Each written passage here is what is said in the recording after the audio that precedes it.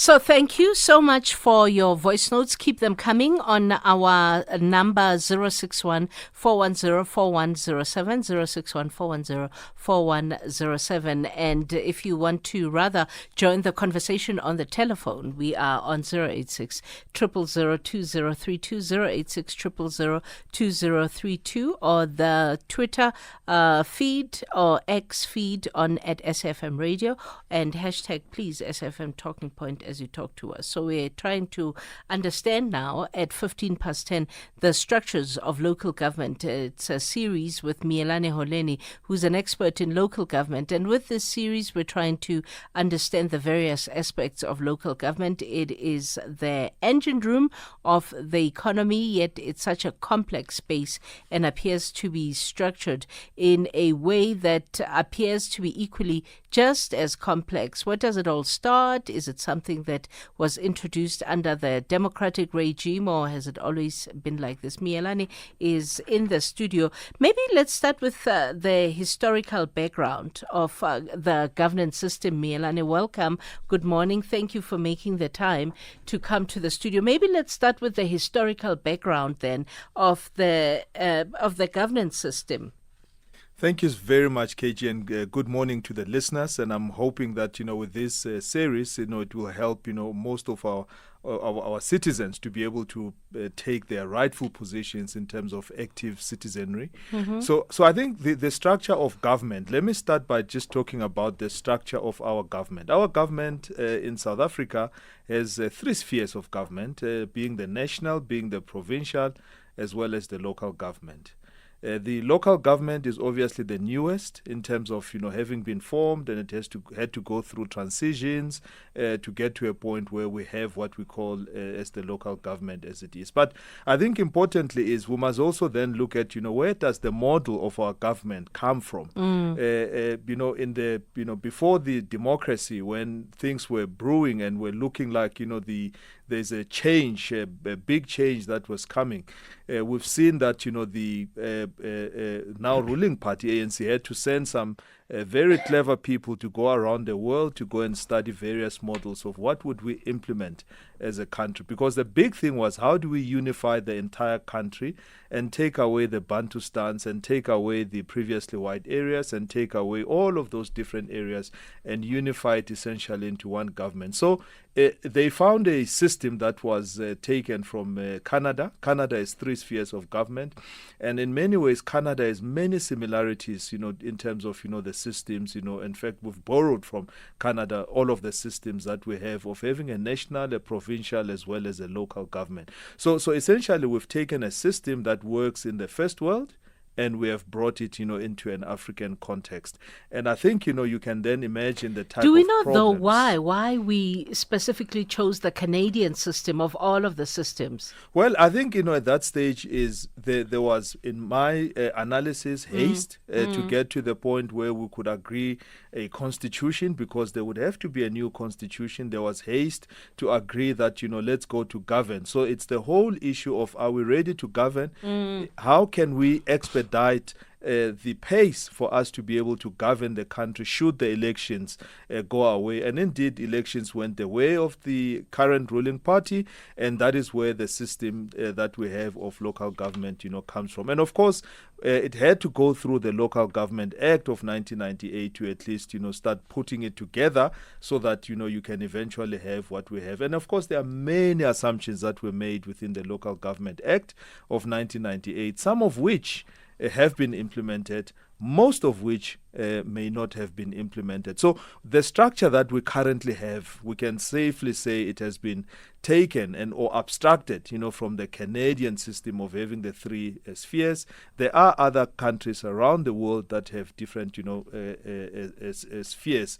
Some even have as much as four spheres, such as India and so on. And if you look at the US, it's, the two tiers, as well as going deeper into the four tiers as well, of having the federal government and the states and going into counties and then going into the local municipality. So I think that is what we have chosen. So whatever solutions, whatever problems, whatever design issues, whatever the deficiencies that we sit with, and whatever the successes that we sit with, is we have taken a system and at least made a bold view to take that system. Now it's upon the country to make that system works. And as we know that, the national and the provincial is more policy driven, it's more bigger matters and projects and so on. And then the local government, of course, has its own structure, which I think, we can go deeper into. So when we're going to go to break, when we come back from break, I want to find out from Miyelani of the local government system that we, got from the Canadian system. I'm sure you heard him say there's parts that we've implemented and there's parts of that system that we haven't implemented. What have we implemented? What haven't we implemented, and why? And whether or not, if it's structured in such a way that if at a certain point we feel that it's not viable for us, we're able to redefine it for it to be more relevant to the lived experiences of South Africans. But we'll continue that conversation in a short while. We're trying to understand the structures of local government, and we'll continue that conversation in a short while. It's #SAFM Talking Point. It's 10:23. Welcome back. We're understanding the structures, particularly of local government, and it's a series with Miyelani Holeni, who's an expert in local government. And I think actually the more basic the question, the better, because I see some of your WhatsApps are already coming through. Somebody is even asking why, for example, local government is political and previously it wasn't political. Do you want to start there? So I think, going into the issue of political versus non-political and so on. So local government had to, by its own design, have representatives, of which the representatives would represent the people or represent, communities, or be conduits within which the councils, as they would have been called then, would be able to reach the communities. And of course, in the way that they were structured, it was, councils where you would have a town clerk, you would have a finance person, you would have, all of the various areas, all the way to the, engineers that would be within the municipality. And of course, their daily jobs were to wake up, go and deliver services, make sure there's electricity, make sure there's water, make sure the roads are paved, and so on and so forth. So the whole issue of representation obviously started coming in when there was major unhappiness within the citizenry, when other citizens look at, the other councils which are thriving, whereas, the ones that they were in are not thriving and things are not moving as much as they should. And you can look at, whether it's the black councils, versus the white councils, as we would call it, then you would see, for instance, Springs, versus Etwatwa, you would see, Soweto versus, the rest of, Johannesburg, and so on and so forth. So that is where I think, part of the politicization started to also come in, because there were other battles that were also being fought at a country level. So I think the issue of, politics, then flowed into that system. And of course, the Canadian system also has the political side as well, which emphasizes the political side. Because in theory, if you have people who can represent people and the voices of people, you avoid a stampede and a multiplicity of voices that, may not be synthesized into something that makes, at least, understandable, or at least, coherent, sense that can then be implemented. So that is where I think that also the political side of things comes from, the system that we have chosen from the Canadian system, because then it allows, for council, it allows, for the other structures, that have now been created because of that system. And then our system goes further because it has 3 levels to it.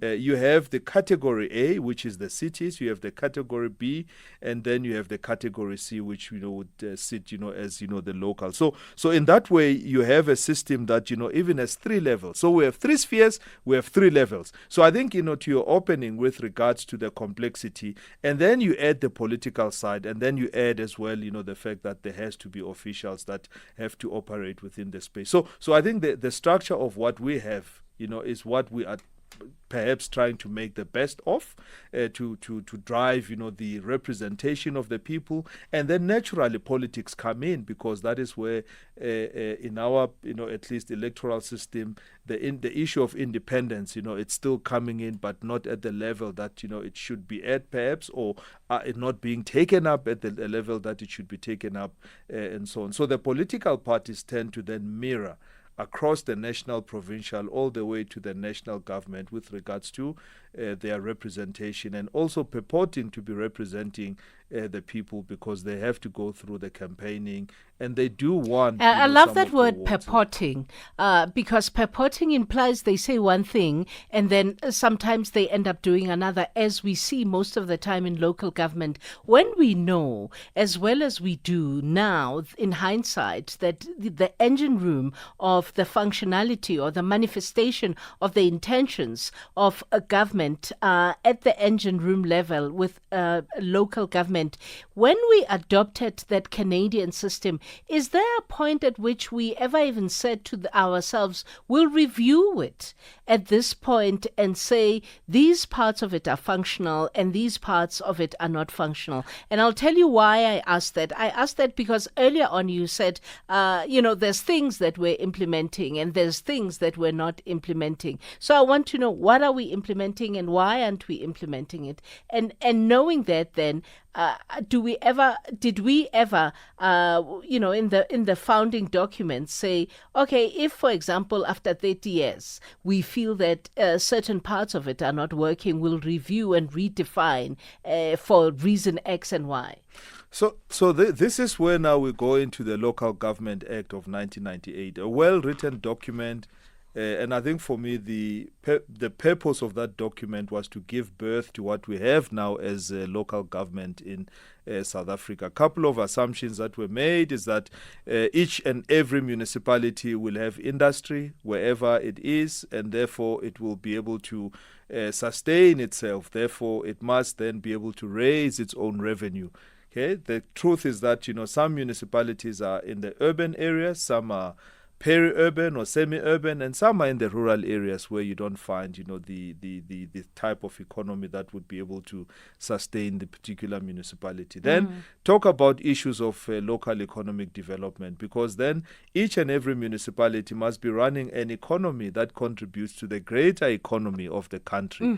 And that function, I think, for me, is one of the most glaring ones, which has perhaps not been enacted to the way that it should. Only perhaps the cities and the more thriving secondary cities have made attempts, to be able to drive the economy of the area. So I think the issue in terms of, where and how the assumptions have come, forward, I think it was they meant well with regards to that.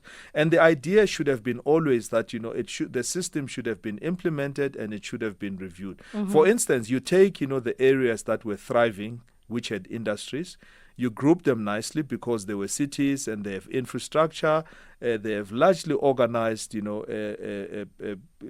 population in terms of, jobs, corporates, and schools and churches and all of the different amenities, and you group it and you make it, for instance, the city of Johannesburg. You group another one is Nelson Mandela Bay. If you look at the patterns of all of those cities, those were cities that would have run as councils, or at least as in some forms, a number of councils within it, which would be self-governing within themselves. Now we've amalgamated them to become what the now category A, and it's a big city.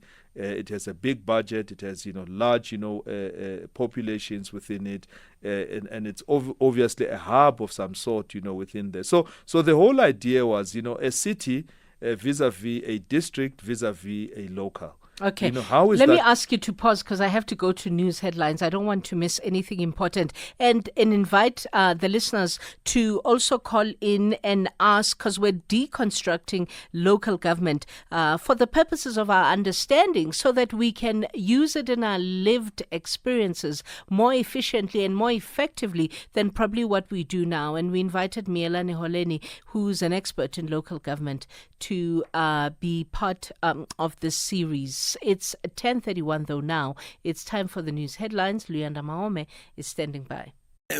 Welcome back. It's 10:33. We're understanding the structures of local government in a series with local government expert Miyelani Holeni, and we're trying to understand the various aspects of what makes local government as it is the engine room of the economy. And of course, we invite you to call in if you have a question for Miyelani. And trust me, no question is too base point for this one. You can call on the number 086 000 2032, 086 000 2032, or on the WhatsApp line 061 410 4107. Mike in Middleburg. Mike is a former mayor. Hi, Mike. Hi, KG, and your guest. Thank you very much for taking my call. Yes, I think your guest will agree with me and most of the listeners, of course, that the local government, yes, it is the cold face of service delivery, overly regulated, but yet so vulnerable. Most of corruption has happened there or is happening there. It attracts, all kinds of characters, including gangsters, and that is why many institutions have collapsed, some even beyond repair. Now, in your view, Lani, in terms of the lessons we've learned, over a period of time with all these damages, fraud and corruption, what is it that we need to do in terms of amendment, the laws that govern us, so that we can do better? Because truth be told, much as we have inherited this system from Canada, I believe that in terms of representatives, they don't just allow anyone to come in. Unlike here in South Africa, here, a street walker who knows nothing about governance can just be robbed in as long as there is some blind loyalty, you see. So I know we have spoken about this and Salga has pronounced on it, but the fact of the matter is that when the principals, the political parties, do not value the kind of deployment or the value of a person who must be deployed, really. Or the caliber, Mike, or the caliber, because yes, I love what you said, and I think it's extremely profound when you said it's an overly regulated environment, yet it's extremely vulnerable. And you even go on to say it's vulnerable to an extent where it attracts gangsters. And I think that's extremely profound for somebody particularly who's a former mayor. I know what I'm talking about. I have seen people planning, KG, when we have systems running very well, yielding desired results. But because they want to access the cookie jar, they will plan thoroughly to come and collapse that system just to get their hands into the cookie jar. Very, very unfortunate, local government.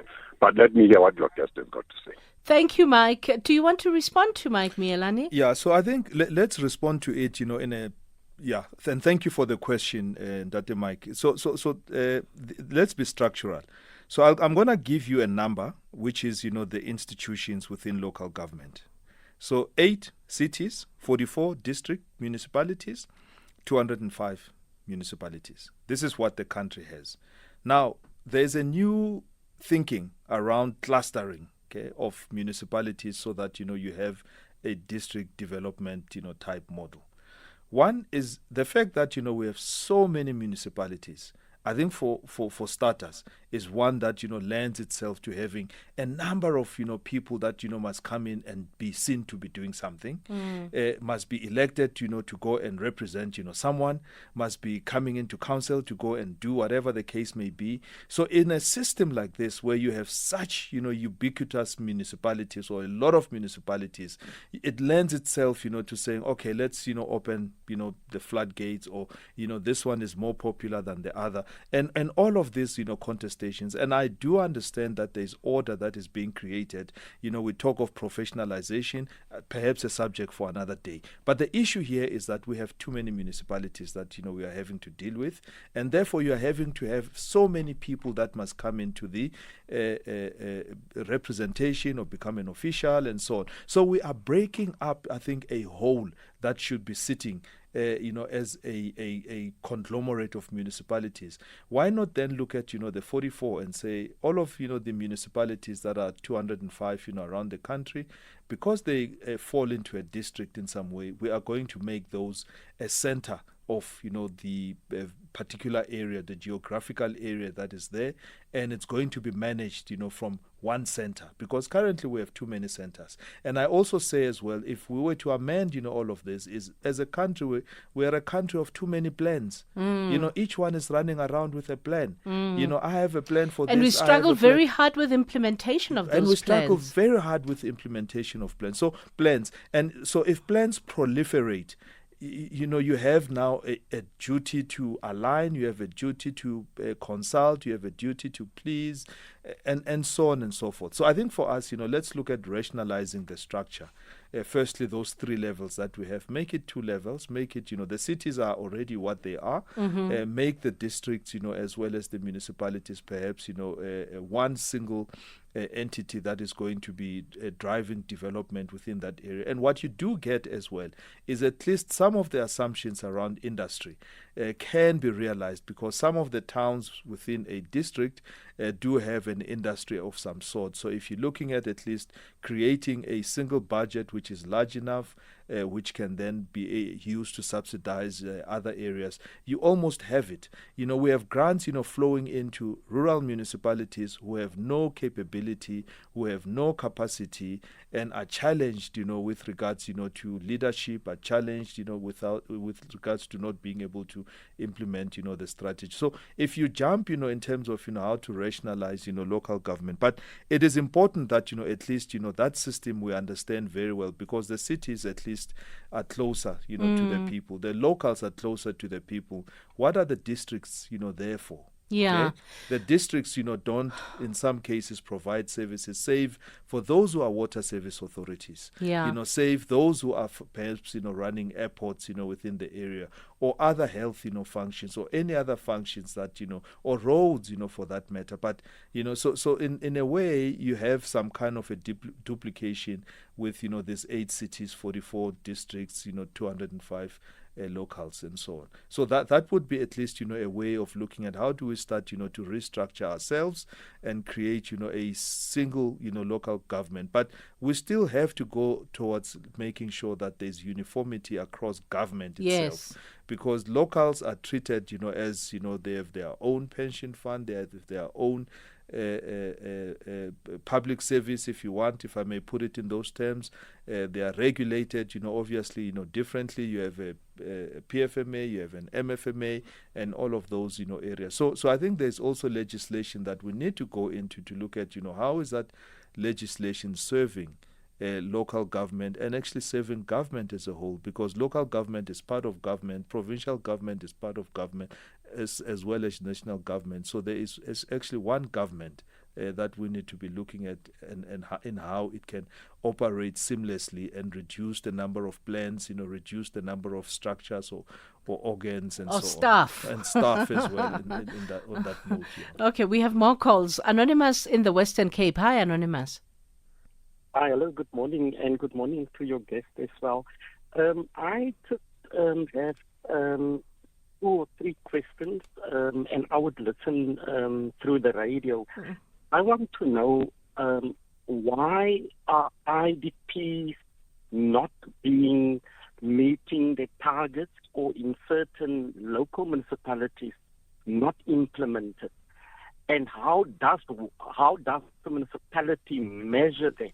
And if it could be that maybe legislation can be changed, maybe to move it to a different sphere, to ensure that the implementation of IDP plans are being implemented by local municipalities. The second one is that I'm quite worried within the local municipality between political interference and service delivery at the end of the day, because it seems to me that within local municipality, it's more about fighting one another than to ensure that the plans are being implemented and that we have a functionally run municipality at the end of the day. Also, that because I'm traveling a lot as well, not only in South Africa, but within my own province as well, I still see the discrepancy in terms of service delivery at a local level between the haves and the have-nots. And to me, that really poses a threat to anything, because it can pose a threat to health risk, it can pose a threat to any kind of disaster, to unemployment, etc. Because if you don't have a fully functional local government that actually are there for the people, unfortunately, some of the things are going to fall through the cracks, and we would sit with municipalities on a local level that are being just going backwards at the end of the day. And if you travel, specifically the Western Cape as well, things are not so glittery as it sounds, and if people want to make it out there, just go and travel and visit some local municipalities here within the Western Cape, which are run by and I don't want to become sounds like a politician or whatsoever, but it is run by this province. But it is still an issue of service deliveries are happening within those rich areas, from Plettenberg Bay to Bishop's Court to Stellenbosch, in Paarl, where I think we actually live. I think we get the crux of the point. Thank you, Anonymous. Do you want to listen then to the response on the radio? Okay. Do you want to respond, Miyelani? Yeah. So the issue of measurement, of course, is a crucial one. But the issue of measurement must at least be centered around the fact that is there a credible plan which has been put in place. Now, we've now looked at, the cities, the districts, the locals.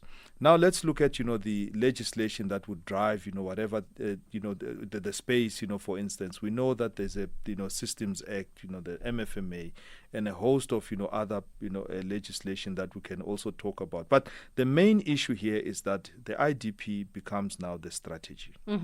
When we talk, and we've spoken before about capability, and capability is simply defined as leadership, strategy, and service delivery.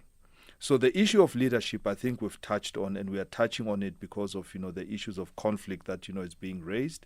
So if you don't have a leadership that at least is able to drive the municipality to where it should be going and create stability, create governance, and be able to then craft a strategy, which is essentially the IDP.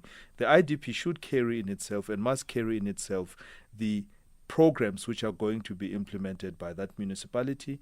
They must be measurable. Now, some of those programs may not be measurable. Some of those programs may not be fully funded. Some of those projects may require other stakeholders. Some of those programs may be ambitious, for whatever reason. So I think this is where the issue of crafting IDPs that are smart, which are simple, measurable, actionable, have a time,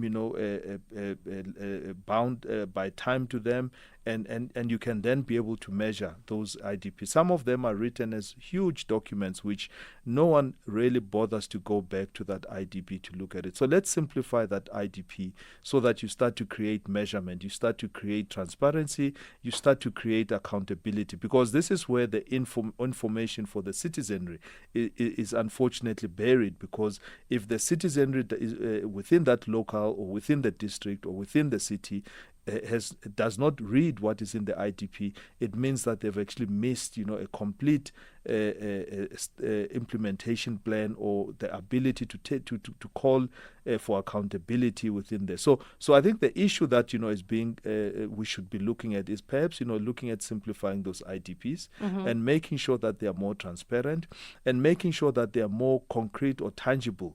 with regards to time-bound issues. And they must be at least centered within that locality or within that particular area. But in this case, if you look at the district, has sometimes 3 to 5 municipalities. Each one may have its own IDP. How do those IDP then come together? And this is perhaps the role of the district to bring those plans together. And I think the DDM, lofty as it is, it tries to also then wants to bring the budgets, and not only from a local government point of view, but from a provincial as well as a national point of view. Conflict is inevitable. I think, if you're running institutions and structures, conflict is inevitable. But the issue here is that, is there an accountability system that comes from the citizenry that holds the elected, members officials and the officials to account? There's council every month that is open to everyone. Who of us invest the time to go and sit in council and listen to the resolutions and the items that are being passed, within there, and be able to then come back, to our wards and then report back, or at least raise issues that are pertinent. So I think having gone into those, structures, for instance, if you take the local or the or the cities, they now have wards where there should be ward committees that are driving the elementary parts of how all of this comes together. And if those structures are not functioning, you then have a problem of the council steamrolling or going on as if they have the support, or at least going on as if the matters that are discussed, everyone is in full agreement, or there's consensus across the board. So I think that is where, if you look at the issue of measurement, conflict, but the issue of lived experience, I think is one which we are grappling with quite a lot, because the lived experience still emanates from that capability issue of do we have the leaders that have the best interest of the citizenry at heart? Do we have the simplified, or at least the tangible, measurable strategies that are going to be implemented as soon as the elections are done? Do we then have that capacity to drive the service delivery? Do we have the right skills? Do we have we don't have vacancies or in crucial positions where they are acting? Do we have people who are taking their jobs seriously? Do we have qualified people? And all of those issues start coming into bear, because then that is now the system. If we take it from there, of how that is now a working system. That is now a working system. And theoretically, that working system should work because of all of these things that bound it together. But we can then look at, why is it not working? Yeah. What do we need to do to change it? We'll come back with you, Sean, in Jeffreys Bay, and you, Zig, in Randburg. And Tulane, I don't know whether you're Xolani in Tulane or Tulane in Xolani, but we'll come back with all three of you as we understand the structures of local government with local government expert Miyelani Holeni, who's my guest in the studio. It's 10:51. SAFM. So many questions to get through as we try for today's session to understand the structures of local government. Remember, this is a series, and Miyelani will be back. Is it next week or next month? We'll be back. Next month. We'll be back. Sorry, Lebo had to clarify. We'll be back next month to try and understand the various aspects of what makes the engine of government, which is local government, be what it is, and how we as citizens need to interact with it to make it more efficient. Zig in Randburg, good morning. Good morning, KG. Your guest was very impressed with the Canadian system. I bet you Canada doesn't look anything like. It's not like him who's impressed. He's saying it's what we chose as a government. Yeah, I think any system would be better than would be in the same situation. I should say, as a result of the deployees who enriched themselves from the bottom to the top, but it really started from the top and downwards, and there is no longer service delivery in because 3/4 of all local councils, they call them, and municipalities are totally dysfunctional. they have been eradicated, but I'm sure those councillors are still well paid. Would you believe it? And so it goes on without service deliveries. And I'm amazed that anything still works in Joburg, because a lot of things still happen to work. And I don't know how it can possibly be. But what I wanted to point out is it is a super enrichment exercise where, number one, all the people who did any work in any municipality at all had to be replaced because they happened to be white. And then guess who replaced them? The guys who couldn't do the job at all. And then what are you implying, though, Zig? That didn't go past me. You say they replaced white people, and they replaced them with who couldn't do the job. What are you saying? Well, that didn't go past me. Comrades. Well, is there any engineers still? Are you implying they're all white? I mean, they're all black. Is that what you're implying? No, they're deployees. It's deployees. You could employ wonderful black engineers. And in fact, Lindiwe Sisulu imported engineers from Cuba. Okay, you must get to your point quickly, Zig, because I want to get to other people. The point is that people who could do the jobs were retrenched, number one. And the rest of the guys who supervise them, who are the councillors, that a lot of them are killing each other for the jobs because they're overpaid to do nothing. They said, one guy said on the radio this morning on your radio station that in eThekwini they didn't do anything at all. And yes, I do believe there are some councillors who do work, and we respect them like we used to. But in the past, it used to be respectable people who went into there without even being paid at all. Okay, Zig. Tulane in the Eastern Cape. Hi, Tulane. Hi, KJ. Oh, in actual fact, Kolani, even the Chinese can say Sholani sometimes. Anyway, Kate, let me just get to the point. Please. The Municipal Finance Management Act, the Public Finance Management Act, seem to be ignored until the citizens get exposed. This thing can be done maybe at a basic level where kids are taught the basics of the PFMA and MFMA. Why? Because it's going to help them when every official comes, when they start talking. If they are not talking on those acts, then the citizens will understand. Because as it stands, you've got regional branches from a political space where you've got either the district or the local government, which are not talking to each other, but then there's these regional offices or branch offices of the political party that is in charge at that particular point in time, that is now commanding the people inside the municipalities to do things their way. So the decentralized decisions by the political party also plays a huge negative impact on how the municipalities should operate. Thank you, Tulane. I just want to read one or two WhatsApps for you, Miyelani, so that you respond collectively to everybody and maybe give us an idea as what happens next, the next time you come next month. There's another one who says, hi, KG, can your guest give us how the reporting and escalation structure for service delivery issues work? MG in Monti, and I thought that's important.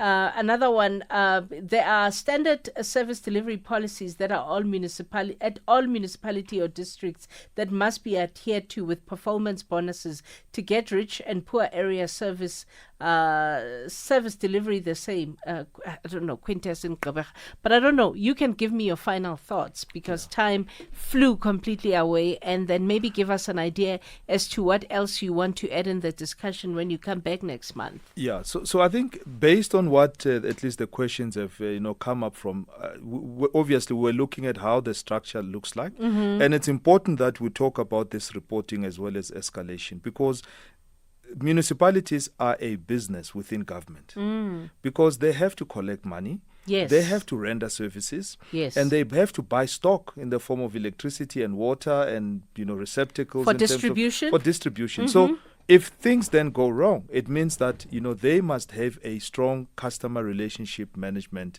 system.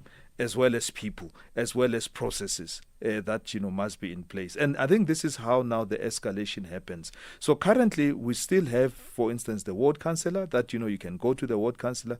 But what should the ideal be is that you must be able to either pick up a telephone, send a text, write an email, or present yourself at the municipality so that your query should be captured. And that query should not just end at the CRM department. It should be able to travel to the technical, if it's a technical issue, to the finance, if it's a technical finance issue, and all the way up to having an escalation system which goes all the way to the municipal manager, because that is the accounting officer. So essentially we're saying that each and every municipality must have a CRM department.